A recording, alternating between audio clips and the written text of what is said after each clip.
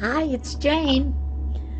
Um, my drink of choice today is Great Value's mocha coffee, and it's delicious. You should try some. Today I thought I would join in on the tag that Red Gingerbread started. I believe she started it maybe 2 days ago, and it is 1+ tips and ideas.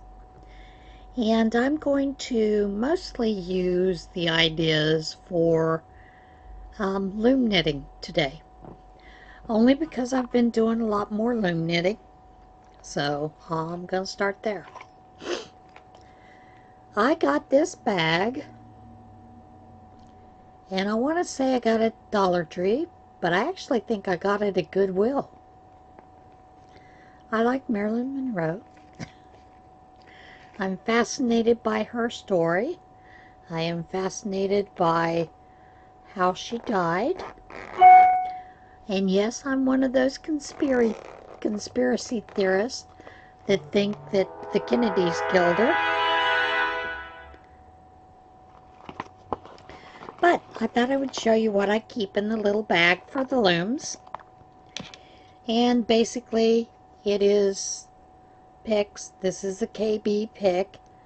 And KB is the knitting board system. I love these picks. I have several of these. This one, I think, came with a socklet. This one actually came with my Kiss looms. And this is a dental tool. So you can make picks out of anything. This pick is one that is generally used, comes in with the Nifty Knitters, or since you can't get those anymore, this is type of pick that comes with the Loops and Threads, Boy, you know, all the different companies, Doris, that make looms nowadays.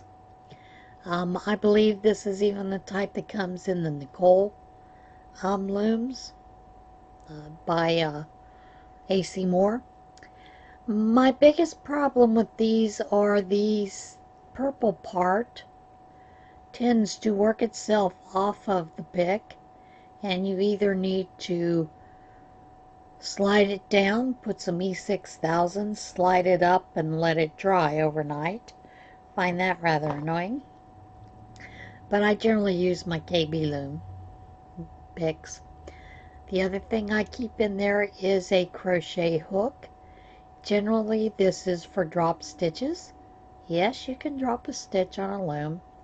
Find it easier to use the crochet hooks to get that. I don't always use a yarn guide. A lot of it depends on if I want my tension to be really equal all the way through the project. And generally I'll use it at the very beginning because my tension at the very beginning is usually a little different when I'm first starting out the first couple of days after I've been away from the looms. Once I've been back at the looms, I no longer use the guide. This is just a pin that I took the innards out. And, oh, I don't have the wire. Generally, what I use is I make a little needle threader with wire, any type of wire. Generally, I make it a nice big long one so that I can get the yarn into that. This one is good for worsted weight in 3 or lace weight or anything like that. I don't normally use lace weight with my looms because there's only one loom that I know of that you can use that with, and it's very difficult to use. The only other thing I do have in there is a needle.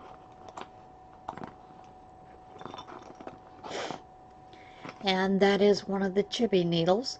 I like these because I call them chibi, but it's they're made by Clover. It's got the little bent tip, makes it easier to use when you're using it on the pegs. Let's see, what else?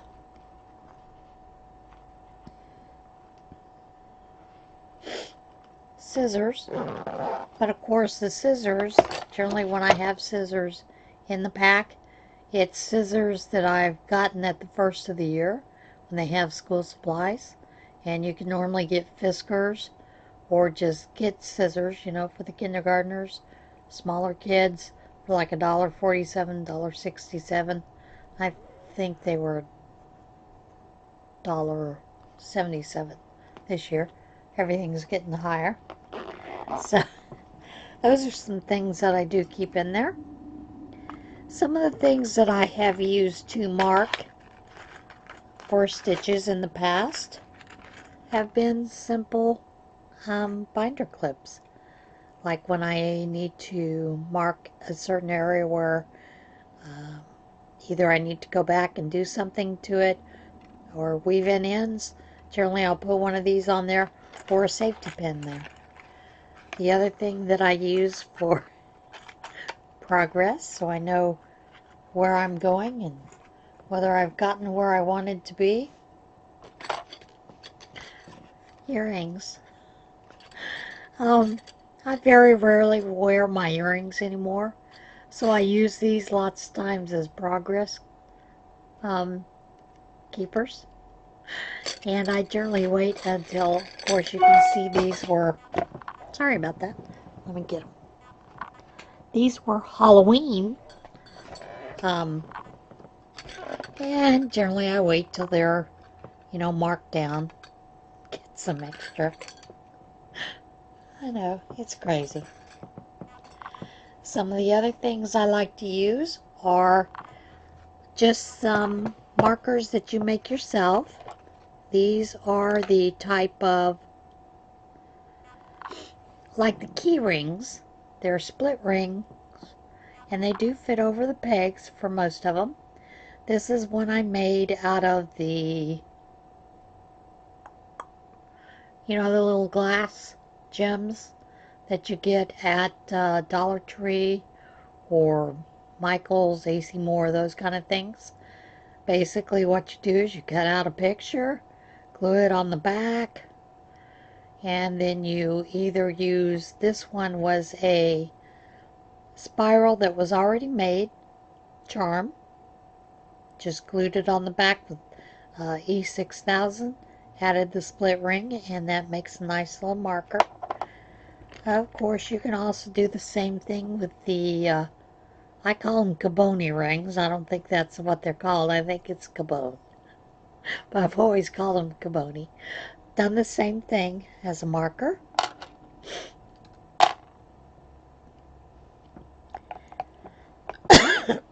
Now my next thing for also marking, I like to use O'Keeffe's Working Hands hand cream. And when I get done with these, I generally peel off the label, front, back, sides, and then you have a nice little container to put additional markers in, stitch markers. What I have used in the past for stitch markers when I need to do certain stitches on the row so that I know to mark them is I will use these little hair rubber bands that you get in the kids section. You can get them in probably 12, 15 different colors. So I'll use those as stitch markers as well. And I generally just keep them in these containers to use. The other thing that I like to use for marking my pegs is just plain old fingernail polish. I don't wear fingernail polish anymore. Used to wear it all the time. Now I use it to mark my looms. This is a loom. This is KB loom, S loom. And I needed to mark the pegs that I was not going to wrap for this particular pattern for this blanket I made. And so yeah, I just used fingernail polish. The good thing about fingernail polish is you take a little fingernail polish remover, get rid of the marks, then you can remark it as you need. You don't have to use the acetone. I do use the non-acetone fingernail polish remover for these. And generally I just use one of the pads because they're easier. When I am taking my loom places, this loom I am fixing. Well, my girlfriends used to give me grief because I'd say fixin'. And if you don't know what fixin' means, for us southern people or those in New Mexico, it means I am fixing to do something. It's gonna go in my It's So Fluffy bag. I am going to be casting on a poncho for this one. And that is why I am going to need to use this, because I'm going to use all of the pegs. So I will need to mark 2 pegs, and most likely there'll be one of these on the inside. So I will put stitch markers or different color marker, fingernail polish, so I know it's the beginning and that's the end. But I'm going to be doing something that is poncho. And when this goes, it'll go in that bag. That bag I got at Dollar Tree. Dollar Tree has some great bags, cheap, easy. I have also a larger bag that I have made that is padded when I know I'm going to be out and about and not just going, from one place to the next. If I'm going to be out on long road trips or something like that, I generally use a padded bag for that, because when it's cold, plastic gets brittle, and I don't want those pegs to break. Although you can get replacement pegs for all of these. So that's a few tips and tricks that I use, ideas. And now I am going to tag Kayla of Llama Mama, because I'd like to hear some of her loom tips and tricks for her loom knitting. The only other tip that I have is I used to keep stitches on index cards in one of these containers. I haven't done that anymore. Now I use a notebook where I have different types of cast-ons on that, patterns, different types of cast-offs, ways to finish things. The only other tip I'll give you is you don't have to do any conversions for loom knits when you're loom knitting in the round. If you're using some of the patterns that are written for circular needles or in the round, you can just follow that pattern. If it is one that is a back and forth, you will have to do some converting of your stitches. That's it. The only other person I'd like to tag is Ella of No Catchy Name for some crochet tips. For knitting and or crochet tips, I'd like to tag Melody Crochet. And yeah, I think that's it for today. If you haven't been tagged, join in on the tag. It's a great way to share some tips. And yeah, I'll see you again soon. Bye.